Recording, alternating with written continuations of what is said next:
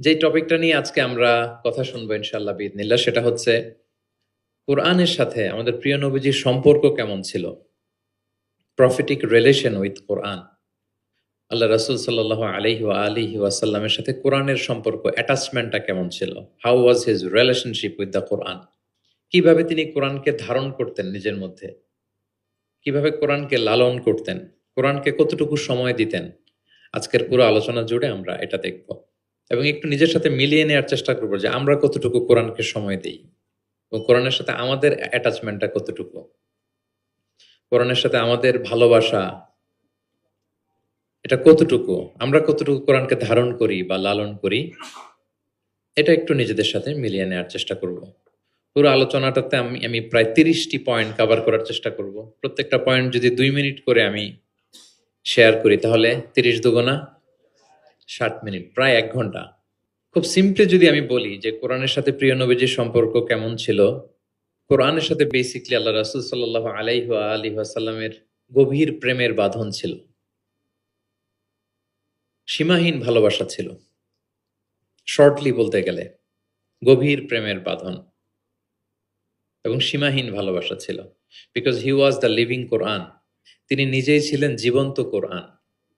আম্মা জান আয়েশা রাদিয়াল্লাহু তাআলা আনহাকে যখন জিজ্ঞেস করা হতো আল্লাহ রাসূল সাল্লাল্লাহু আলাইহি ওয়াসাল্লাম ইন্তেকালের পরে, তাবিরা যখন জিজ্ঞেস করতেন যে কাইফা কানা খুলুকু রাসূলিল্লাহ, আম্মাজান আমাদের নবীর আচরণ কেমন ছিল, তো তখন আম্মাজান আয়েশা রাদিয়াল্লাহু তাআলা আনহা বলতেন কানা খুলুকুহু আল কোরআন, ওনার আচরণ ছিল কোরআনের আচরণ, কোরআনী জীবন ছিল ওনার। এবং ইনদামা রাসূলুল্লাহ ইয়ামশি আলাল আরদি কাআন্নাল কোরআন ইয়ামশি আলাই, রাসূল সাল্লাল্লাহু আলাইহি ওয়াসাল্লাম যখন মদিনার রাস্তা দিয়ে হেঁটে যেতেন আম্মাজান আয়েশা বলতেন মনে হতো একটা জীবন্ত কোরআন হেঁটে যাচ্ছে, as if a living Quran is walking on the street of Medina. রাসূল সাল্লাল্লাহু আলাইহি ওয়াসাল্লাম মদিনার অলিতে গলিতে যখন হাঁটতেন দূর থেকে দেখে মনে হতো একটা লিভিং কোরআন হেঁটে যাচ্ছে। তার মানে পুরো কোরআনে 30 পারায় থিওরিটিক্যালি যা বলা আছে রাসূল সাল্লাল্লাহু আলাইহি ওয়াসাল্লামের জীবনে প্র্যাকটিক্যালি সেটা করে দেখানো আছে। এজন্য ওনাকে বলা হয় লিভিং কোরআন, তিনি হচ্ছেন জীবন্ত কোরআন। এবং এই কোরআনকে রিসিভ করতে যেয়ে তিনি অনেক কষ্ট সহ্য করেছেন, আমরা জানি। তিনি কোরআনের ভার বহন করেছেন। কোরআন কিন্তু খুব হেভি একটা বাণী, যেন তেন কোনো কথা নয়, এটা আল্লাহর কালাম। এজন্য আল্লাহ তাআলা বলছেন ইন্না সানুলকি আলাইকা কওলান সাকিলা, নবী হে আমি খুব ভারী হেভি ওয়েট বাণী আপনার কাছে নাজিল করতেছি। এটা সাধারণ বাণী না। ওটের উপর বসে থাকা অবস্থায় যখন রাসূল সাল্লাল্লাহু আলাইহি ওয়াসাল্লামের উপর কোরআন নাজিল হতো, ওট মুহূর্তের মধ্যে দাঁড়ানো থেকে বসে যেত ভার সহ্য করতে না পেরে। একবার যায়েদ বিন সাবিত রাদিয়াল্লাহু তাআলা আনহুর পায়ের মধ্যে মাথা রেখে রাসূল সাল্লাল্লাহু আলাইহি ওয়াসাল্লাম শুয়েছিলেন। হঠাৎ কোরআন নাজিল হলো। যায়েদ রাদিয়াল্লাহু তাআলা আনহু বললেন যে আমার মনে হচ্ছে যে রাসূল সাল্লাল্লাহু আলাইহি ওয়াসাল্লামের মাথাটা অনেক ভারী হয়ে গেল। এতক্ষণ আমার কোনো কষ্টই হচ্ছিল না, কিন্তু হুট করে মনে হলো যে ওনার মাথাটা অনেক ভারী হয়ে গেল। আমার পা মনে হচ্ছে যে ভেঙে যাবে, ফেটে যাবে, কারণ কোরআন নাজিল হচ্ছে। লাউ আনজালনা হাযাল কুরআনা আলা জাবালিন লারাআইতাহু খাশিআম মুতাসাদ্দিআম মিন খাশিয়াতিল্লাহ। এই কোরআনকে মানুষের উপর নাজিল না করে যদি আমি পাহাড়ের উপর নাজিল করতাম, নবী আপনি দেখতেন যে আল্লাহর ভয়ে কোরআনের ভারে পাহাড় ভেঙে চুড়ে খান খান হয়ে যেত। ইন্না সানুলকি আলাইকা কওলান সাকিলা, এটা খুব ভারী একটা বাণী। এই ভার তিনি সহ্য করেছেন। এবং কোরআন নানাভাবে আসতো, মাঝে মাঝে মিসলা সলসালাতিল জারাস, লাইক আ রিঙ্গিং বেল। খ্রিস্টানদের চার্চে গেলে যেমনি দেখবেন ঢাং ঢাং করে ঘন্টা বাজায়, বিকট আওয়াজ হয়, মাঝে মাঝে এরকম বিকট আওয়াজে কোরআন আসতো। এভাবে কোরআন রিসিভ করতে রাসূল সাল্লাল্লাহু আলাইহি ওয়াসাল্লামের কষ্ট হয়ে যেত। আবার মাঝে মাঝে জিবরাইল আলাইহিস সালাম মানুষের সূরাতে মদিনায় এসে কোরআন দিয়ে যেতেন। রাসূল সাল্লাল্লাহু আলাইহি ওয়াসাল্লাম বলেন ওইভাবে কোরআন রিসিভ করাটা আমার জন্য খুব সহজ ছিল। এবং প্রচন্ড শীতের রাতে যখন কোরআন নাজিল হতো, আম্মা জান আয়েশা রাদিয়াল্লাহু তাআলা আনহা বলেন যে আমরা শীতে কাঁপছি কিন্তু ওয়া ইন্না জাবিনাহু লা ইয়াতাফাসসাদু আরাকান, আমরা দেখতাম রাসূল সাল্লাল্লাহু আলাইহি ওয়াসাল্লামের কপাল মোবারক বেয়ে টপ টপ করে ঘাম ঝরছে। আমরা শীতে কাঁপছি কিন্তু উনি হি সোয়েটিং, তিনি ঘামতেন, কারণ এটা ভারী একটা বাণী। প্রথম 5 আয়াত যখন নাজিল হলো হেরা গুহায়, ইকরা বিসমি রাব্বিকাল্লাযী খালাক, read in the name of your lord who has created, এই 5 বাক্য নিয়ে রাসূল সাল্লাল্লাহু আলাইহি ওয়াসাল্লাম কাঁপতে আরম্ভ করলেন। হি ওয়াজ ট্রেম্বলিং লিটারালি। এবং এসেই খাদিজা রাদিয়াল্লাহু তাআলা আনহাকে বললেন যে জাম্মিলুনি জাম্মিলুনি, খাদিজা আমাকে কম্বল চাপা দাও, আমার জ্বর এসে যাচ্ছে, আমি কাঁপছি। কারণ ওই যে কওলান সাকিলা, এটা খুব ভারী একটা বাণী। ওনাকে কম্বল চাপা দেয়া হলো, তখন আল্লাহ তাআলা নাজিল করলেন ইয়া আইয়ুহাল মুজাম্মিল কুমিল লাইলা ইল্লা কালিলা, মানে হে কম্বলওয়ালা দাঁড়ান, এমন দায়িত্ব দিছে এখন বসে থাকার সুযোগ নাই, দাঁড়ান, দাঁড়িয়ে প্রচার করেন। ওই যে নবী দাঁড়ালেন আর বসার সুযোগটা পেলেন না, প্রচার করছিলেন। তাহলে প্রিয় নবীজি হি ওয়াজ লিভিং কোরআন, এক নম্বর পয়েন্ট। দুই নম্বর হচ্ছে কোরআনের ভার বহন করতে ওনার জীবনে অনেক স্যাক্রিফাইস করতে হয়েছে, কষ্ট করতে হয়েছে। এমনকি কোরআনের কোনো আয়াত যেন তিনি ভুলে না যান, জিবরিল আলাইহিস সালাম বলার সাথে সাথে পড়তে আরম্ভ করতেন, সাথে সাথে জিহ্বা ঠোঁট নাড়াতেন, পড়তেন পড়তেন যাতে ভুলে না যান। আল্লাহ তাআলা বললেন যে নবী, এতে আপনার কষ্ট হয়ে যাচ্ছে, আপনি কোরআনকে তড়িঘড়ি করে আয়ত্ত করবার জন্য আপনার জিহ্বাকে এত আন্দোলিত করবেন না। লা তুহাররিক বিহি লিসানাকা লিতা'জালা বিহি ইন্না আলাইনা জামাআহু ওয়া কুরআনা, আমি এটা আপনার হৃদয়ে দিয়ে দিব, মুখস্থ করায় দিব। ফাইদা ক্বারানাহু ফাত্তাবি' কুরআনা, জিবরিল যখন পড়বে শুধু শুনবেন খেয়াল করে, আমি শিখাই দেব আপনাকে। সুম্মা ইন্না আলাইনা বায়ানা, এরপর এটার ব্যাখ্যা বিশ্লেষণ সব আল্লাহ আমি শিখিয়ে দেব। তো জিবরাইল আলাইহিস সালাম আসার সাথে সাথে রাসূল সাল্লাল্লাহু আলাইহি ওয়াসাল্লাম উদ্গ্রীব হয়ে যেতেন, সাথে সাথে পড়তে আরম্ভ করতেন। মানে উনি যে একটু দিবে ওই সুযোগটাও দিতেন না, মানে তাড়াতাড়ি পড়তেন, আরো পড়তেন দ্রুত। আল্লাহ তাআলা বলেন যে নবী হে, আপনি অস্থির হবেন না, উদ্গ্রীব হবেন না, বরং আমি আপনাকে শিখাই দেব। সানুকরিউকা ফালা তানসা, আমি আপনাকে শিখাই দেব, আপনি আর ভুলবেন না। এরপর থেকে রাসূল সাল্লাল্লাহু আলাইহি ওয়াসাল্লাম আর পেরেশান হতেন না, শুধু খেয়াল করে শুনতেন। আর জিবরাইল আলাইহিস সালাম চলে যাওয়ার সাথে সাথে আল্লাহ তাআলা অটোমেটিক্যালি মুখস্থ করায় দিতেন রাসূল সাল্লাল্লাহু আলাইহি ওয়াসাল্লামকে। এখন প্রিয় নবীজি কিভাবে তেলাওয়াত করতেন আমরা শুনি। আমরা তো রমাদানে তেলাওয়াত করতেছি আলহামদুলিল্লাহ। আচ্ছা, আল্লাহ রাসূল সাল্লাল্লাহু আলাইহি ওয়া আলিহি ওয়াসাল্লাম তারতিলের সাথে তেলাওয়াত করতেন। তারতিল, ওয়ারাত্তিলিল কুরআনা তারতিলা, তোমরা তারতিলের সাথে তেলাওয়াত করো। তারতিলের মধ্যে দুইটা জিনিস থাকতে হয়, এক হচ্ছে ধীরে ধীরে, দুই হচ্ছে স্পষ্টভাবে। রিপিট, আবারও বলছি, তারতিল হচ্ছে ধীরে ধীরে পড়বেন, আবার স্পষ্ট, তখন এটা তারতিল হবে। আমাদের বাংলাদেশে আলহামদুলিল্লাহ এক দশক ধরে আমি বলে এসেছি যে তারাবির সালাতে খুব ধীরে পড়তে হবে, কোরআনের হক আদায় করে তারতিলের সাথে। আলহামদুলিল্লাহ অনেক বলার পরে এখন অনেক মসজিদে আলহামদুলিল্লাহ মসজিদ কমিটি সচেতন হয়েছে, ভালো কারীরা, হাফেজরা তারা খুব ধীরস্থির ভাবে পড়ায়। তারপরেও গ্রাম বাংলায় বা অনেক এলাকার মসজিদে এখনো এমন ভাবে কোরআন তেলাওয়াত করা হয় দ্রুত খতম দেওয়ার জন্য, এটা কোরআনের সাথে এক প্রকার বেয়াদবি হয়ে যায়। ইভেন মালয়েশিয়াতে অথবা ইন্দোনেশিয়াতে কোনো এক জায়গায় আমি একটা ভিডিও দেখলাম যে এমন ভাবে রুকুর উপরে সেজদা, আল্লাহু আকবার, সামি আল্লাহ, মানে 30 সেকেন্ডসে 2 রাকাত শেষ। আল্লাহ রাসূল সাল্লাল্লাহু আলাইহি ওয়াসাল্লাম 2 রাকাত পড়তে তাহাজ্জুদের নামাজে কত সময় নিতেন আমরা একটু দেখব। এইভাবে কিন্তু কোরআন তেলাওয়াত করতে নিষেধ করা হয়েছে, বরং আল্লাহ বলেছেন ওয়ারাত্তিলিল কুরআনা তারতিলা, কোরআনটা তারতিলের সাথে তোমরা তেলাওয়াত করবে।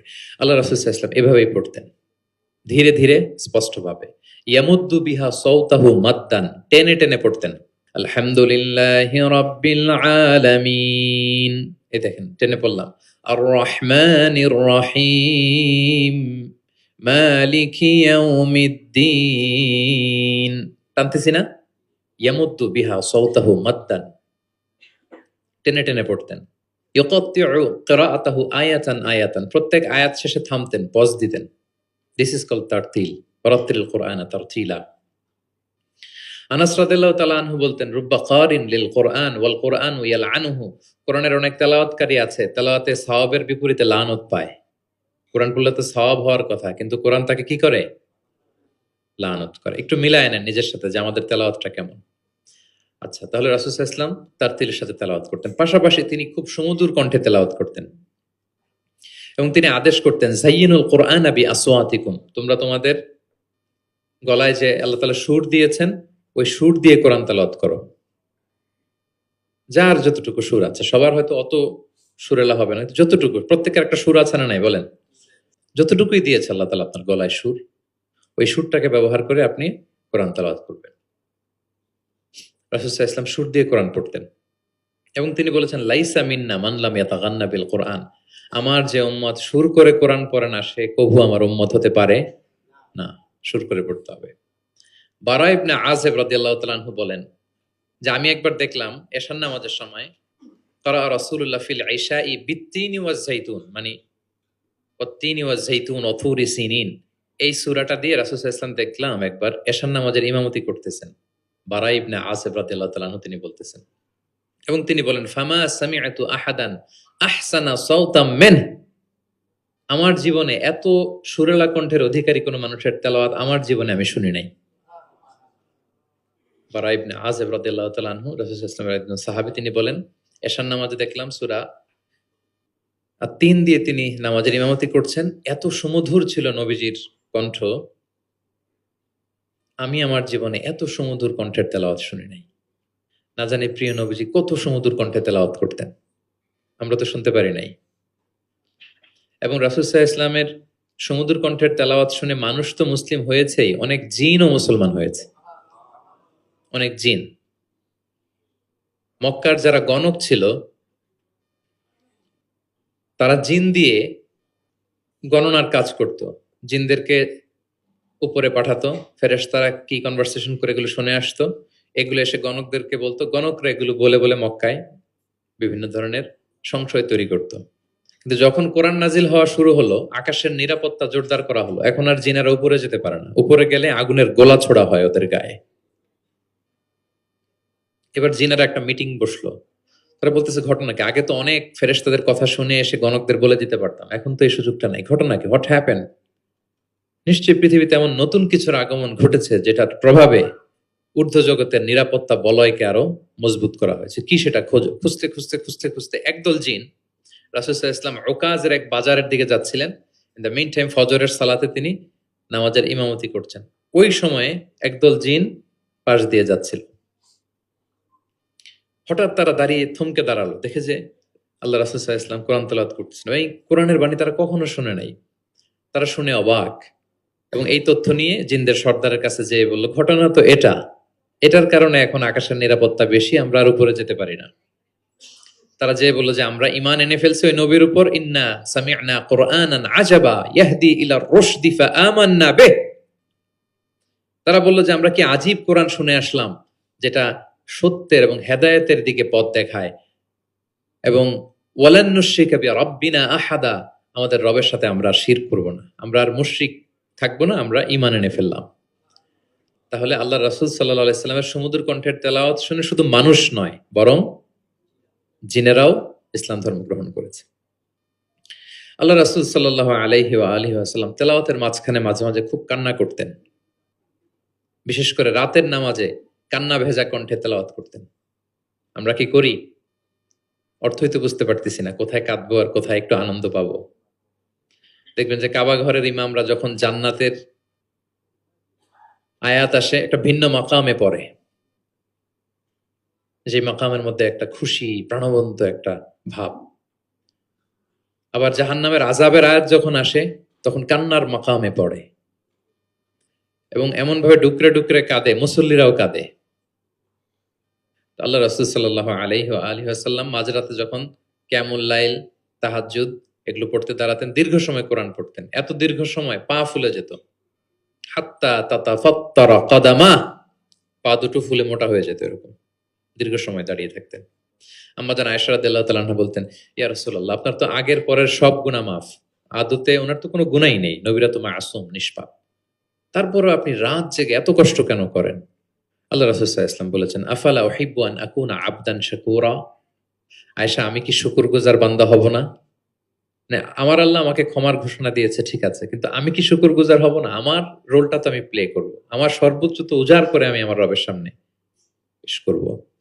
মাঝরাতে তিনি দীর্ঘ সময় দাঁড়িয়ে তেলাওয়াত করতেন, পা ফুলে যেত, মাঝে মাঝে একটি আয়াত পড়ে থামতেন, সে আয়াত নিয়ে ভাবতেন, কাঁদতেন, বারবার কাঁদতেন, পড়তেন, তার দাড়ি ভিজে যেত, প্রতিটি আয়াত তিনি অনুভব করতেন হৃদয় দিয়ে, তার হৃদয়কে নাড়া দিত, এভাবে তিনি তেলাওয়াত করতেন।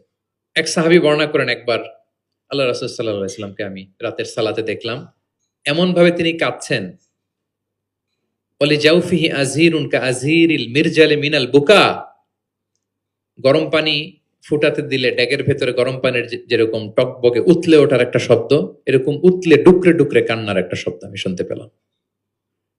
এভাবে তিনি কাঁদছিলেন। যেদিন বদরের যুদ্ধ, তার আগের রাতে আলী রাদিয়াল্লাহু তাআলা আনহু বলেন, সেনাবাহিনীর ছাউনির মধ্যে সব সাহাবারা, ৩১৩ জন সাহাবা সবাই রাতে ঘুমাচ্ছে, একটু এনার্জি নেওয়ার জন্য, সকালে যুদ্ধ শুরু হবে। কিন্তু আমি দেখলাম সবাইকে ঘুম পাড়িয়ে আল্লাহ রাসূল সাল্লাল্লাহু আলাইহি ওয়াসাল্লাম নামাজে দাঁড়িয়ে কাঁদছেন। সব সাহাবারা ঘুমিয়ে আছে, কিন্তু আমি খেয়াল করে দেখি যে রাসূল সাল্লাল্লাহু আলাইহি ওয়াসাল্লাম ঘুমান নেই।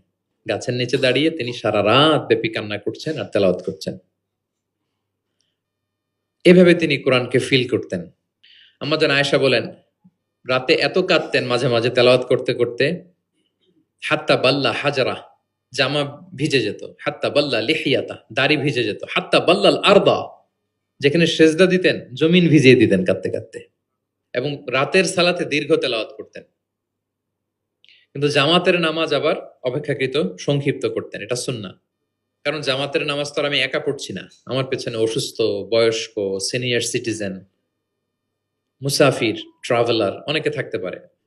জামাতের সুযোগ পেলে আপনি শর্টকাট করবেন, মিনিমাম স্ট্যান্ডার্ডে শেষ করে দেবেন। কিন্তু একা যখন নামাজের সুযোগ পাবেন, আপনার নফল নামাজ, আপনার কিয়ামুল লাইল, তখন কি করবেন? ফালিউ তৌবিল মাশা আ, যত লম্বা মনে চায়। আমরা ভুল করি অনেকে, একা একা নামাজ পড়ার সময় তাড়াহুড়ো করে ফেলি।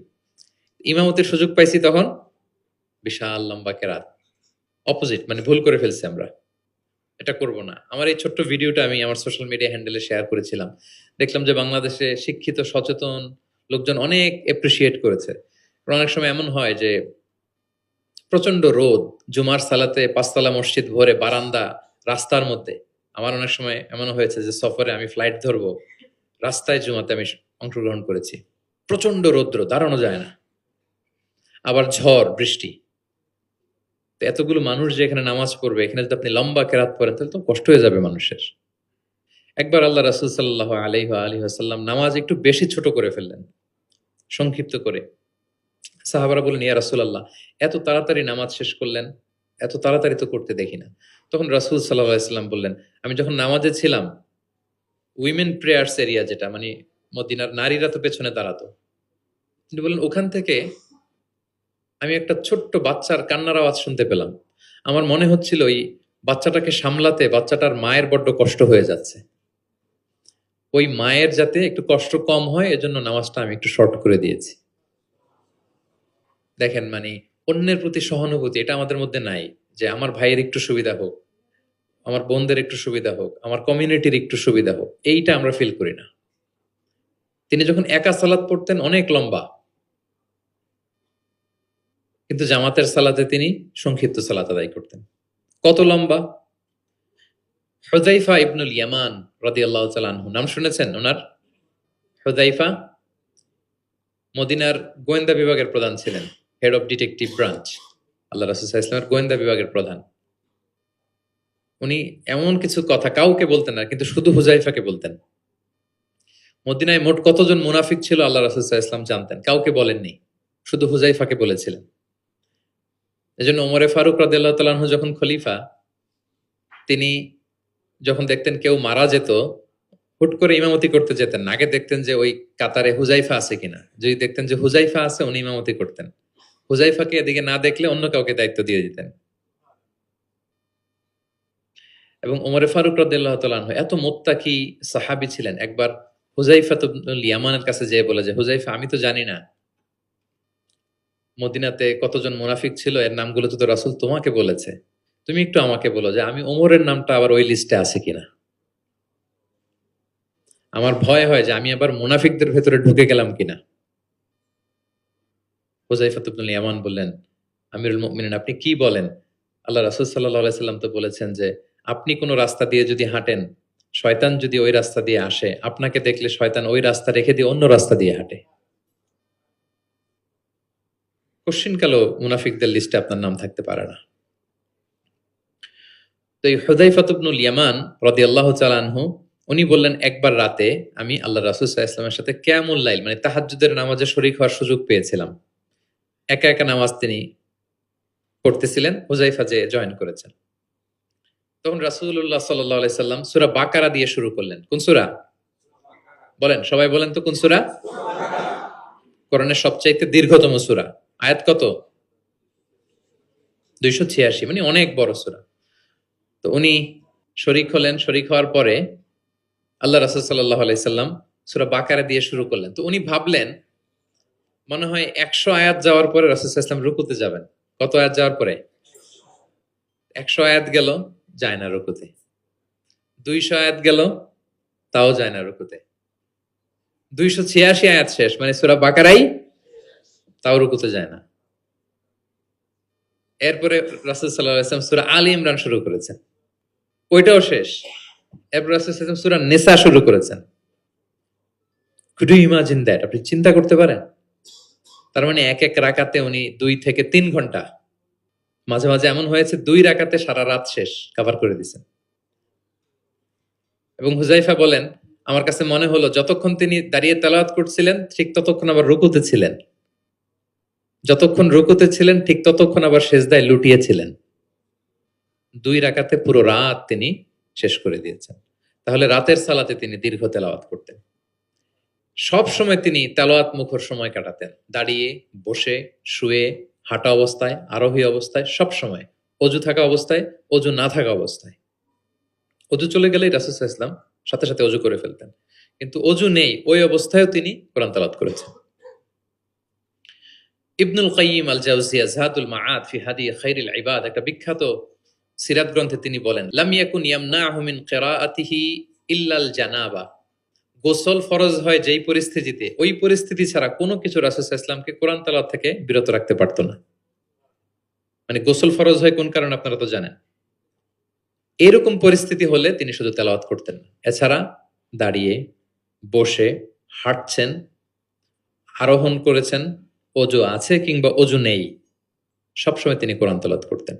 মুআবিয়া ইবনে কুররা রাদিয়াল্লাহু তাআলা আনহু বর্ণনা করেন যে আব্দুল্লাহ ইবনে মুগাফফাল তিনি বলেন, একবার আমি রাসূল সাল্লাল্লাহু আলাইহি ওয়াসাল্লামকে দেখলাম যে তিনি উটের উপর চড়ে মক্কা বিজয়ের দিন উট হাঁকাচ্ছেন, উটের উপর বসা। তখন তিনি সূরা ফাতহ তেলাওয়াত করছেন, ইন্না ফাতাহনা লাকা ফাতহাম মুবিনা লিয়াগফিরা লাকাল্লাহু মা তাকদ্দামা মিন যামবিকা ওয়া মা তাআখার।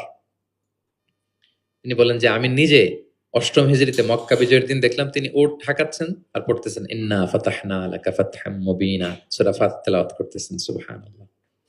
তার মানে দাঁড়িয়ে, বসে। অনেকে আমাদেরকে প্রশ্ন করে যে হুজুর শুয়ে শুয়ে কোরআন তেলাওয়াত করা যাবে?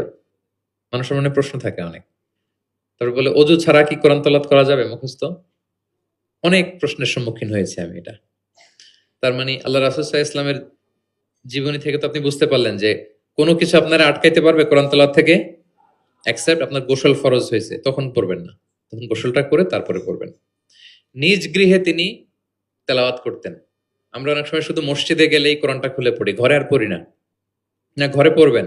তিনি বলেছেন লা তাজআলু বুয়ুতাকুম মাকাবিরা, তোমাদের ঘরগুলোকে কবর বানায় রেখো না। কবরের মধ্যে তো কোনো আমল হয় না, মৃত মানুষ শুয়ে থাকে, পড়ে থাকে, আমল নাই, জিকির নাই, তেলাওয়াত নাই। তো ঘরগুলোকে কবর বানিও না। ফাইন্না শাইতানা ইয়ানফিরু মিনাল বাইতিল্লাযী তুকরাউ ফীহি সূরাতুল বাকারা, যে ঘরে সূরা বাকারা তেলাওয়াত করা হয় ওই ঘর থেকে শয়তান দৌড়ে পালায়। অনেক ঘরে শয়তান ডিস্টার্ব করে, শয়তানের জিনের আসর হয়। অনেক অনেক ফ্যামিলিতে আমাদের কাছে আসে জাদু টোনা, বান, ব্ল্যাক ম্যাজিক, কালো জাদুর যে সমস্যা। আপনি সূরা বাকারা পড়বেন, আল্লাহ তাআলা আপনাকে প্রোটেক্টেড রাখবেন। আপনাদের পরিচিতদের মধ্যে থেকে এরকম ঘটনা শুনছেন না যে ব্ল্যাক ম্যাজিকে আক্রান্ত? কোন সূরা পড়বেন? যারা খুব বেশি আক্রান্ত, অল্প সাউন্ডে সূরা বাকারাটা চালিয়ে ঘুমিয়ে পড়বেন, সারা রাত যেন তেলাওয়াত চলে। কোনো ব্ল্যাক ম্যাজিক আপনার ক্ষতি করতে পারবে না ইনশাআল্লাহ। অল্প সাউন্ডে MP3 তে করে কি করবেন? চালিয়ে রাখবেন। সূরা বাকারাকে খুব গুরুত্বের সাথে পড়তে বলেছেন আল্লাহ রাসূল সাল্লাল্লাহু আলাইহি ওয়াসাল্লাম। তিনি বলেছেন ইকরাউ সূরাতাল বাকারা ফাইন্না আখযাহা বারাকা ওয়া তারাকাহা হাসারা ওয়া লা ইস্তাতিউহাল বাতালা। যে এটা পড়বে বরকত পাবে, যে পড়বে না সে আফসোস করবে। আর যে এটা আত্মস্থ করবে, পড়বে, ওয়ালা তাস্তাতিউহাল বাতালা ইয়ানি আস-সাহারা, ম্যাজিশিয়ান। কোন ম্যাজিশিয়ানের ম্যাজিক তার উপর কাজ করবে না, কোন ব্ল্যাক ম্যাজিক তার কাছে কিছুই করতে পারবে না। এজন্য ঘরে ঘরে কোন সূরা? সূরা বাকারা। এই বাকারার মধ্যে একটা স্পেশাল আয়াত আছে, 255 নম্বর আয়াত, যেটাকে বলা হয় আয়াতুল কুরসি। এটা রেগুলার পড়বেন প্রত্যেক ফরজ সালাতের পরে। মান ক্বারা আয়াতাল কুরসি দুবরা কুল্লি সালাতিন মাকতুবাতিন লাম ইয়ামনাহু মিন দুখুলিল জান্নাতি ইল্লাল মাউত। প্রত্যেক ফরজ সালাতের পরে যে ব্যক্তি আয়াতুল কুরসি তেলাওয়াত করবে, ওই ব্যক্তির জান্নাতে প্রবেশের ক্ষেত্রে আর কোনো বাধা থাকে না। একটা জিনিস ছাড়া, মৃত্যু। লোকটা মরে না তাই জান্নাতে যায় না, মরলেই জান্নাতি। প্রত্যেক ফরজ সালাতের পরেই আপনারা পড়বেন, যারা পড়েন কন্টিনিউ করবেন, আর যারা পড়েন না মনে রাখবেন, নোটে রাখেন, যেটা আমরা রেগুলার ওয়াজিফা বানাবো। ইট শুড বি রেগুলার ওয়াজিফা। আল্লাহ রাসূল সাল্লাল্লাহু আলাইহি সাল্লাম তিনি বলেছেন যে 7 কেরাতের যেটা দিয়ে সহজ লাগে সেটা দিয়ে তেলাওয়াত করতে পারবো, মানে ফ্লেক্সিবিলিটি আছে। আমরা এটা একটু একাডেমিক আলোচনা হয়ে যায়, তারপরে বলে রাখি, আমরা যে তেলাওয়াতটা করি বা কোরআন পড়ি, এটা রিওয়ায়াত হাফসান আসিমের তেলাওয়াত করি আর কি। এছাড়াও আরো অনেকগুলো 7টা কেরাত আছে, এগুলো যারা এলমুল কেরাতে যারা মাহের তারা জানে, তো সেগুলো দিয়েও আপনি তেলাওয়াত করতে পারবেন, ফ্লেক্সিবিলিটি আছে। হ্যাঁ, এটার পরে আরেকটা বিখ্যাত কেরাত আছে, ওয়ার্শের কেরাত, রেওয়ায়ত ওয়ার্শান নাফিআ, এরকম কুম্বুলের কেরাত আছে, এরকম অনেকগুলো কেরাত আছে। এই কেরাত আপনি পড়তে পারবেন। যেমন আরো সহজ করে বলি, আমরা যেমনি পড়ি ওয়াদ-দুহা ওয়াল-লাইলি ইযা সাজা, আরেকটা মুতাওয়াতির সনদের এরকম কেরাত আছে, তারা পড়ে ওয়াদ-দুহে। আমরা পড়ি কি ওয়াদ-দুহা, ওই কেরাতে কি পড়ে ওয়াদ-দুহে। আমরা পড়ি ওয়াল-লাইলি ইযা সাজা, ওরা পড়ে ওয়াল-লাইলি ইযা সাজে। আমরা পড়ি ইহদিনাস সিরাতাল মুস্তাকিম, তারা বলে ইহদিনাজ সিরাতাল মুস্তাকিম। আমরা পড়ি মালিকি ইয়াউমিদ্দিন, এরা পড়ে মালিকি ইয়াউমিদ্দিন। এরকম কিছু পার্থক্য আছে। তো ওই কেরাতগুলোও সহিহ মুতাওয়াত্তির সনদে আসছে। তো আল্লাহ রাসূল সাল্লাল্লাহু আলাইহি ওয়াসাল্লাম বলেন 7 কেরাতের যেটা দিয়ে সহজ লাগে তোমরা পড়ো। যেমন বাংলা ভাষা একটা, এর মধ্যে আঞ্চলিকতা আছে না? নোয়াখালীর এরাও বাংলা বলে কিন্তু একটু ভিন্ন, সিলেটের ভাইরা একটু ভিন্ন, চট্টগ্রামের এরা বাংলাইতে বলে নাকি? চট্টগ্রামের লোকরা কোন ভাষায় কথা বলে? ফার্সিতে? বাংলা, কিন্তু আপনি হয়তো বুঝবেন না, এমন এমন শব্দ আপনি বুঝবেন না, কিন্তু তারা প্রত্যেকেই বাংলা বলে। তো একই আরবির মধ্যেও অনেক আঞ্চলিকতা আছে। এই 7টা আঞ্চলিকতায় কোরআন নাজিল হয়েছে। রাসূল সাল্লাল্লাহু আলাইহি ওয়াসাল্লাম বলেন যেটা সহজ লাগে পড়ো। তো একবার হিশাম বিন হাকিম বিন হিজাম, উনি একবার সূরা ফুরকান পড়তেছেন এমন একটা কেরাতে, যেই কেরাত ওমর রাদিয়াল্লাহু তাআলা আনহু শোনেন নাই। উনি তো আবার খুব রাগী ছিলেন, ইসলামের কোন রুল ভায়োলেট হয়েছে দেখলে তাৎক্ষণিক অ্যাকশন নিতেন, ডাইরেক্ট অ্যাকশন নিতেন। তো উনি ভাবছে যে কোরআনকে বোধহয় সে বিকৃত করে পড়ছে, এই কারারটা ওনার আবার জানা ছিল না। উনি ধরে চাদর ধরে টেনে হিচড়ে রাসূল সাল্লাল্লাহু আলাইহি ওয়াসাল্লামের কাছে নিয়ে আসছে, বলছে ইয়া রাসূলুল্লাহ দেখেন কিভাবে কোরআনকে বিকৃত করে। তো আল্লাহ রাসূল সাল্লাল্লাহু আলাইহি ওয়াসাল্লাম বললেন ওমর শান্ত হও, আগে তাকে ছাড়ো। ওমর রাদিয়াল্লাহু তাআলা ছাড়লেন। রাসূল সাল্লাল্লাহু আলাইহি ওয়াসাল্লাম বললেন আরসিলহু ইকরা, এই ওমর রাখো, ছাড়ো, আচ্ছা পড়ো কিভাবে পড়ছো। তো হিশাম বিন হাকিম বিন হিজাম তেলাওয়াত করে শোনালেন সূরা ফুরকান। রাসূল সাল্লাল্লাহু আলাইহি ওয়াসাল্লাম বললেন হাকাযা উনসিলাত, কোরআন তো এভাবেও নাজিল হয়েছে। আচ্ছা ওমর তুমি কিভাবে জানো? ওমর রাদিয়াল্লাহু তাআলা আনহু বললেন ইয়া রাসূল আপনি তো আমাদেরকে এইভাবে শিখিয়েছেন। তখন রাসূল সাল্লাল্লাহু আলাইহি ওয়াসাল্লাম বললেন ওয়া হাকাযা উনসিলাত, এভাবেও নাজিল হয়েছে। উনজিলাল কুরআনু আলা সাবআতি আহরুফ, আরবি ভাষা 7টা ডায়ালেক্টে, 7 ডায়ালেক্টে কোরআন নাজিল হয়েছে। ফাকরাউ মা তায়াসসারা মিন, যেটা দিয়ে সহজ লাগে। ওয়া দুহা পড়লেও হবে, দোহে পড়লেও হবে, হ্যাঁ সবটাই পড়তে পারবেন, দোহাও হবে দোহেও হবে। আল্লাহ রাসূল সাল্লাল্লাহু আলাইহি ওয়াসাল্লাম অন্যকে কোরআন তেলাওয়াত শোনাতেন। উবাই ইবনে কাব রাদিয়াল্লাহু তাআলা আনহুকে বললেন ইন্নাল্লাহা আমারানি আন আকরা আলাইকাল কুরআন, হে উবাই আল্লাহ তাআলা আমাকে আদেশ করেছেন আমি নবী যেন তোমার কাছে কোরআন শোনাই। উবাই ইবনে কাব বললেন আল্লাহু সাম্মানি, নবীজি আপনি বলেন কি আল্লাহ আমার নাম ধরে বলছে? মানে খুশিতে বাকবাকুম, আনন্দে আত্মহারা, শিহরিত, ইয়া রাসূলুল্লাহ আমি উবাইয়ের নামটা ধরে আল্লাহ বলছেন? আল্লাহ রাসূল সাল্লাল্লাহু আলাইহি ওয়াসাল্লাম বললেন নাম, তোমার নাম ধরে বলেছেন। আল্লাহ তাআলা আমাকে বলেছেন আমি যেন সূরা বাইকিনা লাম ইয়াকুনিল লাযিনা কাফারু, এই সূরাটা যেন আমি তোমার সামনে শোনাই। ফাযারাফাত আইনাহু, তিনি কাঁদতে আরম্ভ করলেন শুনে। কারণ ওনার নাম ধরে যদি আল্লাহ তাআলা বলেন, এটা ওনার জন্য কত বড় প্রেস্টিজিয়াস এবং সৌভাগ্যের একটা ব্যাপার। তাহলে অন্যকে কোরআন শোনাতেন। আচ্ছা, আবার আল্লাহ রাসূল সাল্লাল্লাহু আলাইহি ওয়াসাল্লাম মাঝে মাঝে অন্যদের থেকে শুনতেন, অন্যের কণ্ঠে কোরআন শোনারও একটা আনন্দ আছে, কি বলেন? ইবনে মাসউদ রাদিয়াল্লাহু তাআলা আনহুকে একবার বললেন ইকরা, ইবনে মাসউদ একটু কোরআন তেলাওয়াত করো তো। তো তিনি বললেন আকরা ওয়া আলাইকা উনজিল, হে নবী আপনার সামনে দাঁড়িয়ে আমি এত বড় স্পর্ধা আমি তেলাওয়াত করব, আপনার উপর আকাশ থেকে কোরআন নাজিল হয়।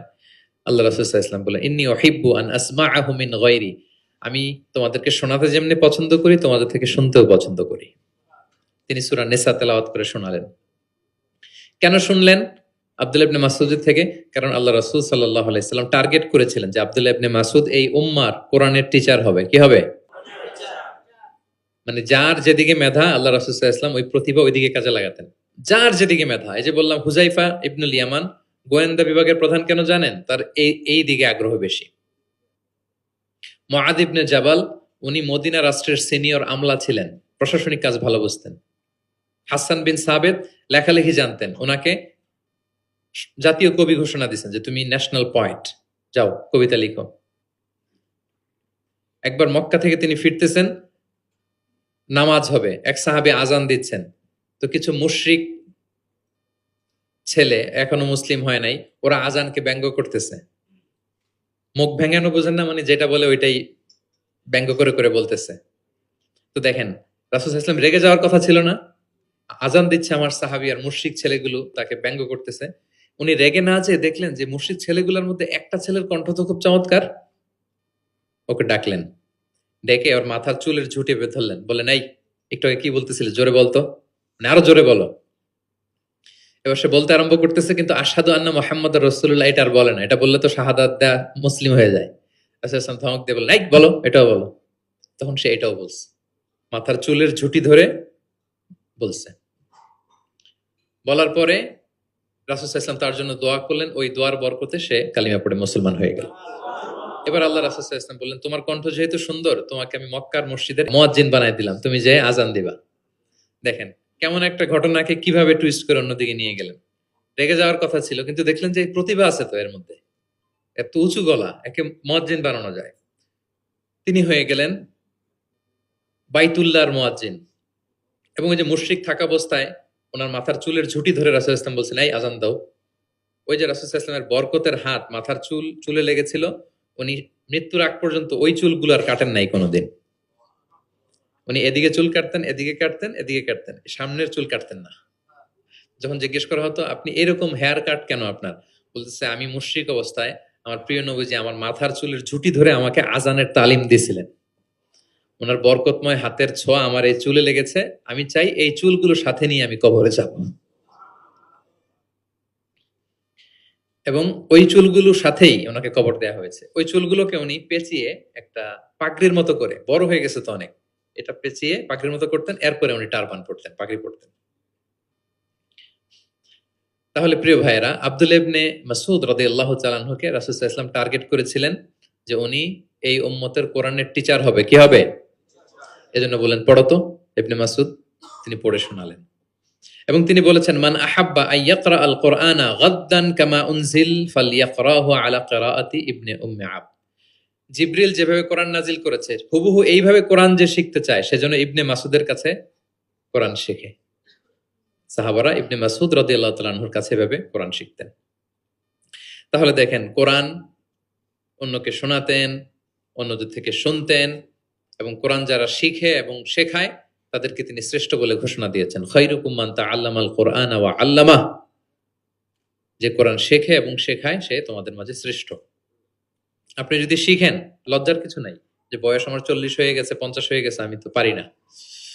না, এটা আপনার জন্য সৌভাগ্যের, it's a blessing, you are lucky, it's an honour. আল্লাহ যে সুযোগ দিয়েছেন আপনি শিখবেন, কোরআন শোনাবেন। আপনি যদি শোনান আপনি শ্রেষ্ঠ, যিনি আপনাকে শোনায় সেও শ্রেষ্ঠ। মানে এমন এক মেকানিজম, কোরআন শিখলেও সে শ্রেষ্ঠ, আবার যে শেখায় সেও শ্রেষ্ঠ। তো আমরা এই অ্যাক্টিভিটিজের সাথে যেন জড়িত থাকি। এবং কারো সুন্দর কণ্ঠ দেখলে আল্লাহ রাসূল সাল্লাল্লাহু আলাইহি ওয়াসাল্লাম প্রশংসা করতেন। আবু মুসা আল আশআরী রাদিয়াল্লাহু তাআলা আনহু একবার মসজিদে নববীতে তেলাওয়াত করতেছিলেন, আল্লাহ রাসূল সাল্লাল্লাহু আলাইহি ওয়াসাল্লাম পাশ দিয়ে যাচ্ছেন। আরেক বর্ণনা আছে ওনার ঘরে তেলাওয়াত করতেছিলেন, উনি রাতে ওনার বাসার পাশ দিয়ে যাচ্ছেন, হঠাৎ কান লাগিয়ে শুনলেন এত সুন্দর গলা, তিনি বুঝতে পারলেন এটা আমার আবু মুসা আল আশআরীর কণ্ঠ। তো সকালবেলা ফজরের পরে আবু মুসাকে ডেকে বললেন, আবু মুসা লাকাদ উতিতা মিজমারান মিন মাযহামিরি আলি দাউদ। দাউদ নবীর গলায় আল্লাহ যে সুরের ঝংকার দিয়েছেন, এই উম্মতের মধ্যে তোমার গলায় আল্লাহ সে সুরের লহরী ঢেলে দিয়েছেন। তাও মুসা বলে, ইয়া রাসূলুল্লাহ আমি তো কখনো আপনার সামনে তেলাওয়াত করিনি, আপনি কি করে বুঝলেন? তো রাসূল সাল্লাল্লাহু আলাইহি ওয়াসাল্লাম বলেন, গত রাতে তোমার ঘরের পাশ দিয়ে যাচ্ছি, তোমার তেলাওয়াত শুনে আমি থমকে দাঁড়িয়েছি, যতক্ষণ পড়েছো আমি শুনেছি।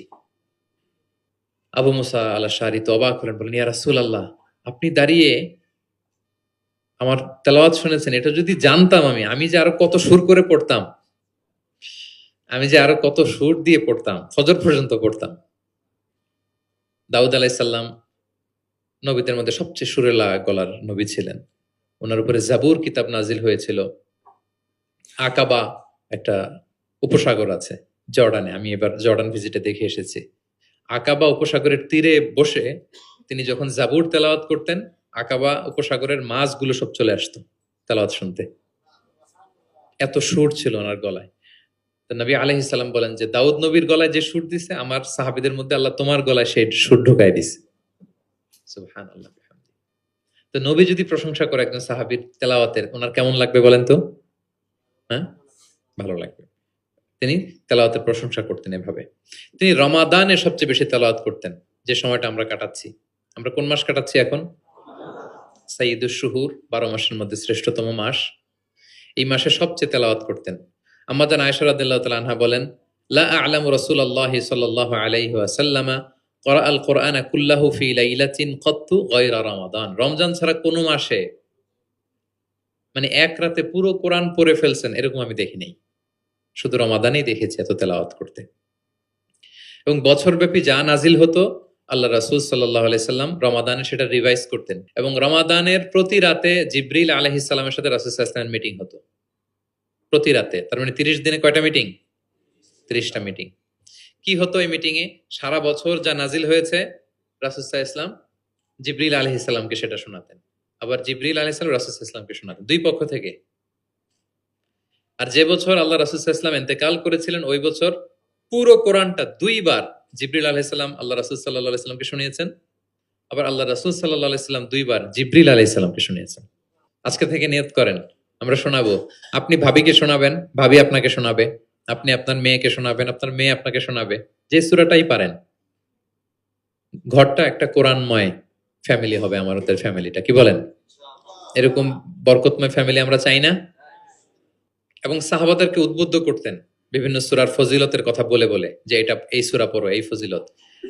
একবার উবাই ইবনে কাব রাদিয়াল্লাহু তাআলা আনহুকে বললেন, আতুহিব্বু আন উআল্লিমাকা সূরাতান লাম ইয়ানজিল ফিত তাওরাত ওয়ালাল ইনজিল ওয়ালা জাবুর।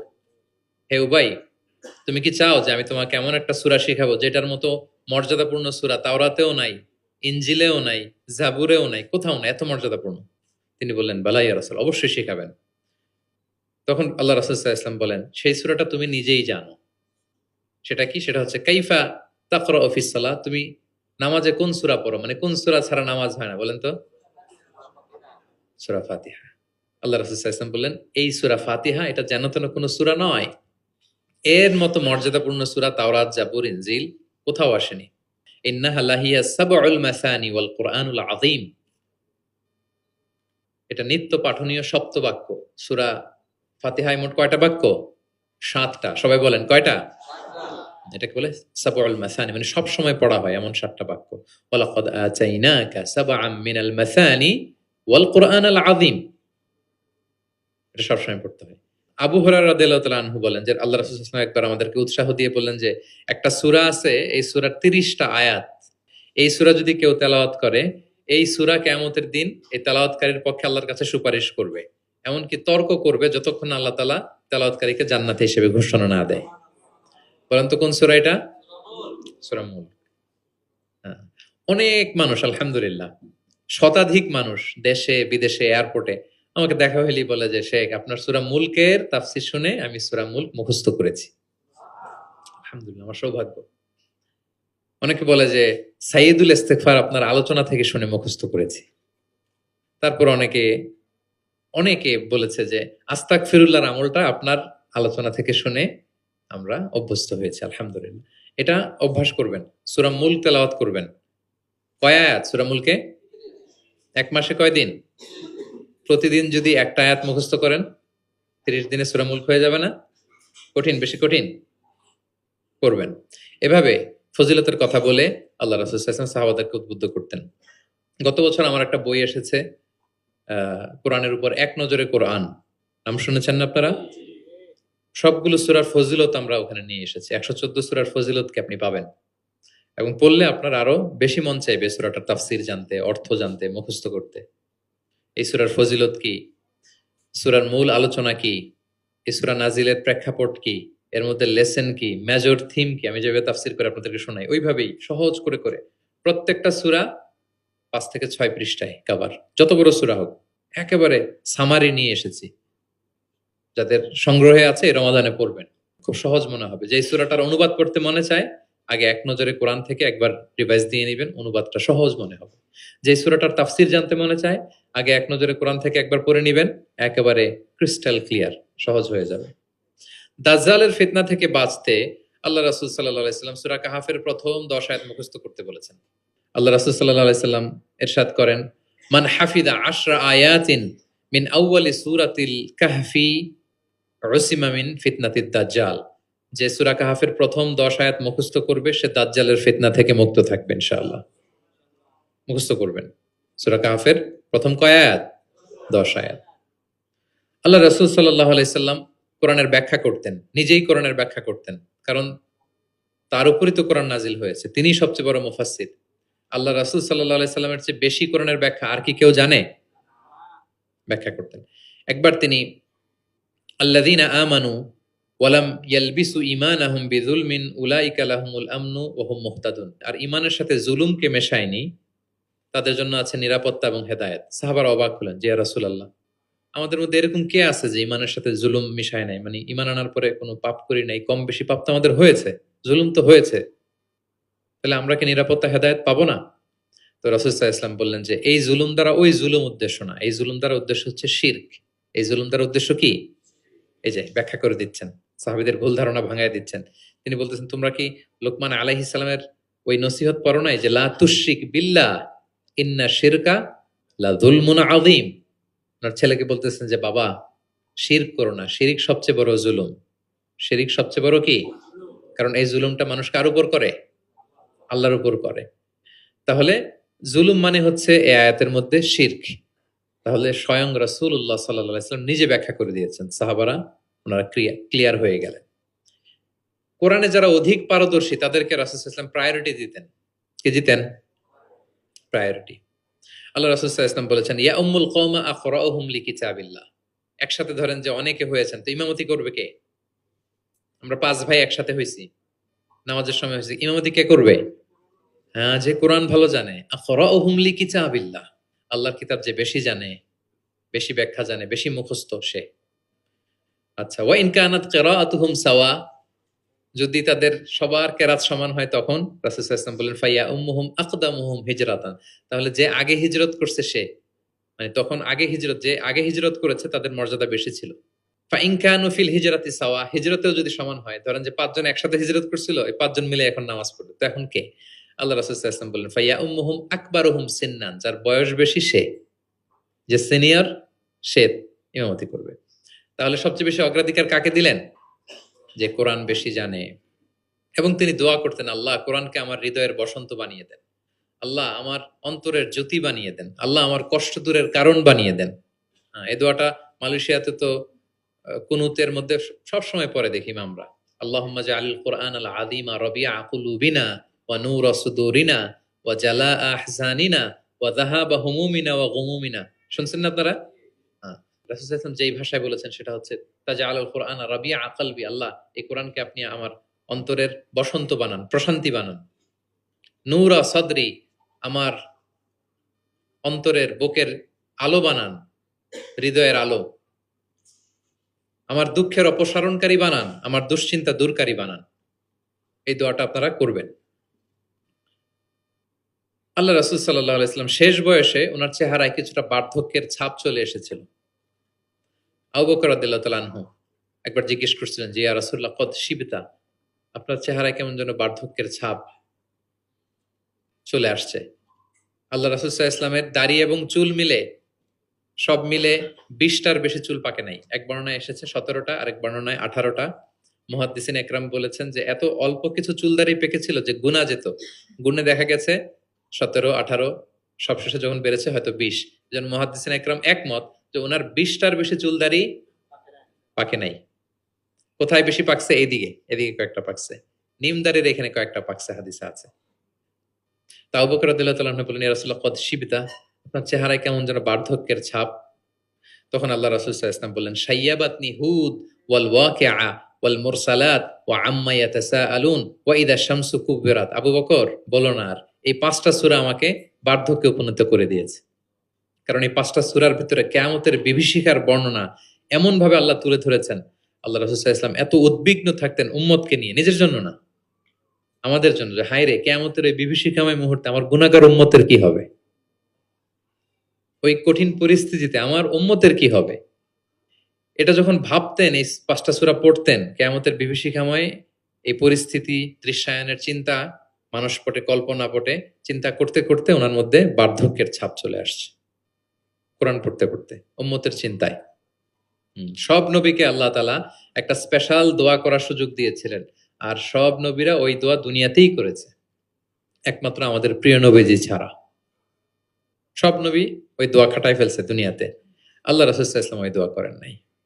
তিনি বলেন, ওয়া ইন্নী আখতাবিউ দাওয়াতি শাফাআতান লি উম্মতি ইয়াউমাল কিয়ামা। আমার ওই দোয়াটা, স্পেশাল দোয়াটা, যেটা করলেই আল্লাহ কবুল করবে, ওই দোয়াটা আমি কিয়ামতের দিন আমার গুনাহগার উম্মতের জন্য রেখে দিয়েছি।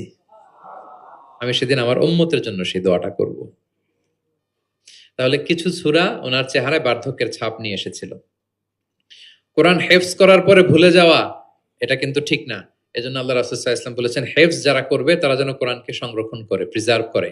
এবং তিনি বলেছেন, তাআহাদুল কোরআন, কোরআনকে যত্ন নিও, কারণ কোরআন দামি মেহমান, দামি মেহমানকে যত্ন না নিলে থাকে না। হেফজ করছে, যত্ন নেয় নাই, পড়ে নাই, রিভাইজ দেয় না, এখন আর রিডিংও পড়তে পারে না। মুখস্থ তো দূরের কথা, দেখে দেখেও পড়তে কষ্ট, এরকম হয় অনেক হাফেজদের। এটা ঠিক না। কারণ আল কোরআন ও দাইফুন কারীমুন মিনাল্লাহ, কোরআন আল্লাহর পক্ষ থেকে অনেক সম্মানিত মেহমান। সম্মানিত মেহমানকে সম্মান দিতে হয়, নাইলে উনি আসে থাকে।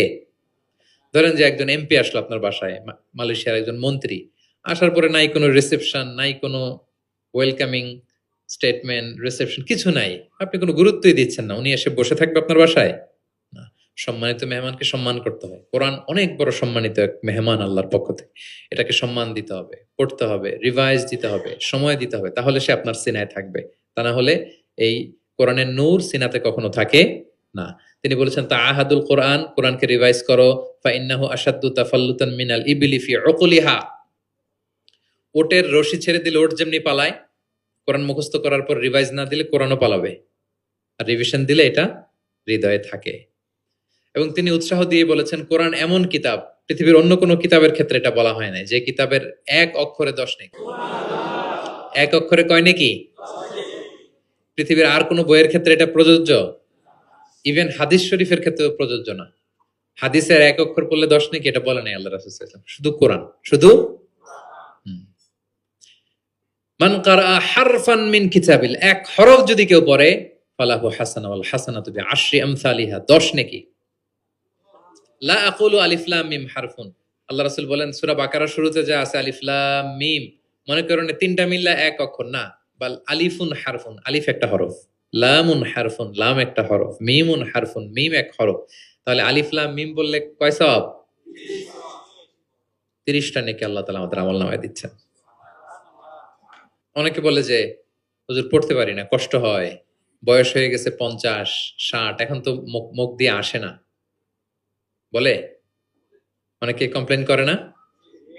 রাসূল সাল্লাল্লাহু আলাইহি ওয়াসাল্লাম তাদেরকে সুসংবাদ দিয়েছেন, বলেছেন যাদের বয়স হয়ে গেছে, ওয়াল্লাযী ইয়াকরাউল কুরআন ওয়া ইয়াতাতাউ ফি, পড়তে গেলে জিহ্বায় আটকায় যায়, এটাকে আরবিতে বললে তা ইয়াতাতাউ, মানে গিরা লেগে গেছে, জিহ্বায় আটকে যায়। তো যার আটকে যায়, কষ্ট হয়, যদি সে কোরআন পড়ে, ফালাহু আজরান, তার ডাবল সওয়াব। কোরআন পড়তেছে এটার সওয়াব, ওই যে আটকাইতেছে ওইটার আরেক সওয়াব। কষ্ট হচ্ছে যে, শাকুন আলাইহি লাহু আজরান, তার ডাবল সওয়াব। এবার বলেন, কষ্ট হইলে কি পড়া বন্ধ করে ফেলবেন? তো কি করবেন? আরো চেষ্টা করব, আরো পড়বো, কারণ প্রতিনিয়ত আল্লাহ তাআলা আমার আমলনামা ভারী করছেন। এবং এই যে কোরআনের মজলিসে হাজির হলে, আল্লাহ রাসূল সাল্লাল্লাহু আলাইহি ওয়াসাল্লাম উৎসাহিত করেছেন যে কোরআনের মজলিসে হাজির হলে কি হয়, ইয়াতলুনা কিতাবাল্লাহ, যেখানে কোরআনের আলোচনা হয়, ওয়া ইয়াতাদারাসুনা বাইনাহুম ইল্লা নাযালাত আলাইহিমুস সাকিনা, প্রশান্তি নেমে আসে, আসমানি প্রশান্তি। আপনি প্রশান্তি ফিল করতেছেন সাকিনা হৃদয়ে? এই যে আজকের এই প্রোগ্রামে আপনি যেটা ফিল করতেছেন, পৃথিবীর কোনো গেট টুগেদার, কোনো ফাংশন, কোনো প্রোগ্রামে কি এই প্রশান্তি আপনি পান? পাইলে বলেন, পাবেন? কোরআনের যে মাজলিস, ওটাতে বসলে একটা আলাদা আসমানি প্রশান্তি। হাফাতহুমুল মালাইকা, ফেরেশতারা ঘিরে রাখে এই প্রোগ্রাম। কি করে? আজকে আপনাদের সিকিউরিটি দিতেছে কারা? পুলিশ, বিশেষ ফোর্স, কারা? ফেরেশতারা, মালাইকাতুল্লাহ, ওয়া যাকারাহুমুল্লাহু ফীমান ইনদাহ। এবং আল্লাহ তাআলা ফেরেশতাদের সামনে গর্ব করে বলে, দেখো আমার বান্দারা আমাকে দেখে নাই, জান্নাত দেখে নাই, জাহান্নাম দেখে নাই, কোরআন পড়ে বিশ্বাস করেই আজকে চলে আসছে, গর্ব করে বলতে থাকে। তখন আল্লাহ বলে যে এই বান্দারা কি চায়, আজকে যা চাবে তাই দিয়ে দেব। যেন ইফতারের পূর্ব মুহূর্তে দোয়া কবুলের একটা মাহেন্দ্রক্ষণ, আমরা যেন এই সময়টাকে কাজে লাগাই, আমরা আল্লাহর কাছে দোয়া করব। আর এত এত ফজিলতের পরেও যারা কোরআন পড়ে নাই, তাদের নসিবে কি থাকবে বলেন? আল্লাহ রাসূল সাল্লাল্লাহু আলাইহি ওয়াসাল্লাম তাদের বিরুদ্ধে স্বয়ং মামলা দায়ের করবেন, যার সুপারিশ ছাড়া আমরা জান্নাতের চেহারা দেখব না। ওই নবী তার বিরুদ্ধে দাঁড়াবে। ওয়াকালা রাসূলু ইয়া রাব ইন্না কওমি ইত্তাখাযু হাযাল কুরআনা মাহজুরা। তিনি কিয়ামতের দিন বলবে, আল্লাহ আমার এই উম্মত কোরআনকে পরিত্যক্ত করেছে, ইগনোর করেছে, বর্জন করেছে, পড়ে নাই। বছরের পর বছর গেছে, কোরআনটা হাতে নেয় নাই, কোরআনের একটা পাতা খুলে দেখে নাই। একের পর এক রমাদান সে পেয়েছে, কোরআনকে কোনোদিন সে তেলাওয়াত করে নাই, পাঠ করে নাই। আচ্ছা বলেন, যেই নবীর সুপারিশ ছাড়া আমরা জান্নাতে যাওয়া কল্পনাও করতে পারি না, ওই নবী যদি আপনার বিরুদ্ধে মামলা দায়ের করে, তাহলে তো জান্নাত ফকফকা একেবারে, নাকি? জান্নাতের রাস্তা ক্লিয়ার না? ইম্পসিবল, অসম্ভব। খবরদার প্রিয় ভাইয়েরা, একটু রিভাইজ করেন কোরআনের সাথে আমাদের সম্পর্ক কেমন, প্রিয় নবীজির সম্পর্ক কেমন তো আমরা শুনলাম। আমরা একটু দেখি যে আসলে আমাদের সম্পর্ক কেমন। আমরা নিজেরা শোনাই কিনা অন্যকে, অন্য থেকে শুনি কিনা, রাত্রিবেলা তেলাওয়াত করার সময় কান্না করি কিনা, চেষ্টা করি কিনা, অর্থ পড়ি কিনা, তাফসির পড়ি কিনা, কোরআন অনুযায়ী জীবনটা গড়ি কিনা, আমল করি কিনা, একটু নিজের সাথে নিজে বোঝাপড়া করেন। তাহলে আল্লাহ রাসূল সাল্লাল্লাহু আলাইহি ওয়া আলিহি ওয়াসাল্লাম যেভাবে কোরআনের সাথে নিজের সম্পর্ক করেছেন, আমরাও এভাবে নিজেদের সাথে কোরআনের সম্পর্ক করতে চাই। কি বলেন? চাই কি চাই না? এই রমাদানে আমাদের সময়গুলো কোরআনময় হোক, আমরা চাই। ধীরস্থির ভাবে পড়বেন। আজকে তো আমরা বললাম কিভাবে পড়বেন, 4G গতিতে নাকি 5G স্পিডে, তার তিলের সাথে স্পষ্ট ভাবে ধীরে ধীরে। অনেকে কোরআনের খতম তুলতে যায়, কোরআনের খতম দেয়া ফেলায়, লানত করবে কোরআন তাদের প্রতি। এটা করবেন না আমার প্রিয় ভাই, ধীরস্থির ভাবে তেলাওয়াত করুন, কোরআনের বঙ্গানুবাদ পড়ুন। এক নজরে কোরআন, এটা আমরা তৈরিই করেছি, এরকম বই বাংলা ভাষায় হয় নাই। বাংলায় মাশাআল্লাহ অনেক অনুবাদ হয়েছে আলহামদুলিল্লাহ, অনেক বাংলায় তাফসির হয়েছে আলহামদুলিল্লাহ, কিন্তু কোরআনের সার নির্যাস আসে নাই। ইংরেজিতে আমি পেয়েছি, আরবিতে কিছু বই পেয়েছি, কিন্তু বাংলায় হয় নাই। অনেক সাধনার ফসল এটা, হাতে নিলে বুঝতে পারবেন যে কি শ্রম দেয়া হয়েছে এটাতে, সহজ করে আপনাকে বুঝায় দেওয়া হবে, সেটা পড়বেন। এবং যে সূরাগুলোকে আল্লাহ রাসূল সাল্লাল্লাহু আলাইহি ওয়াসাল্লাম বিশেষভাবে তেলাওয়াত করতে বলেছেন, তেলাওয়াত করবেন। সূরা কাহাফ জুমাবারে তেলাওয়াত করবেন, করেন তো? কোন সূরা? সূরা কাহাফ। ফজরের পরে সূরা ইয়াসিন, ফজরের পরে মাগরিবের পরে ওয়াকিয়া পড়বেন, মাগরিবের পরে এশার পরে সূরা মুলক, এশার পরে রাতে ঘুমোতে যাওয়ার আগে সূরা বাকারার শেষ 2 আয়াত, আমানা রাসূল, করেন। মান ক্বারাআ আয়াতাইন মিন আখিরি সূরাতিল বাকারাতি ফি লাইলাতিন কাফাতা। আল্লাহ নবী বলেন, যে ব্যক্তি রাতে ঘুমোতে যাওয়ার আগে সূরা বাকারার শেষ 2 আয়াত পরে ঘুমাতে যায়, ওই রাতের সেফটি, সিকিউরিটি, প্রোটেকশনের জন্য এই আয়াত 2টাই যথেষ্ট হয়ে যায়। সূরা বাকারার শেষ 2 আয়াত পড়বেন। 3 কুল পড়বেন, 3 কুল, কুল আস-সালাসা, 3 কুল, কুল হুয়াল্লাহু আহাদ, কুল আউযু বিরাব্বিল ফালাক, কুল আউযু বিরাব্বিন নাস। 3 কুল পড়বেন ফজরের পরে, মাগরিবের পরে, বিছানায় ঘুমোতে যাওয়ার আগে। আল্লাহ রাসূল সাল্লাল্লাহু আলাইহি ওয়াসাল্লাম এগুলো পরে হাতে ফু দিতেন, লম্বা একটা ফু দিয়ে সারা শরীরে এরকম মেসেজ করতেন, মাস্তাতা, যতটুকু সম্ভব হয়। তাহলে এটা special protection from your Lord. শয়তানের বিপরীতে, ব্ল্যাক ম্যাজিক, জাদু টোনা বানের বিপরীতে প্রোটেকশন নিলেন কার কাছ থেকে? এই ওজিফাগুলো পালন করবেন। যদি করেন, আপনার জীবন প্রশান্তিময় হবে, আপনার জীবনের সব হতাশা দূর হবে, ডিপ্রেশন দূর হবে, আসমানি প্রশান্তি নেমে আসবে ইনশাআল্লাহ। আল্লাহ তাআলা আমাদের সবাইকে কথাগুলো বোঝার ও আমল করার তৌফিক দান করুক। আমরা পড়ি আমিন।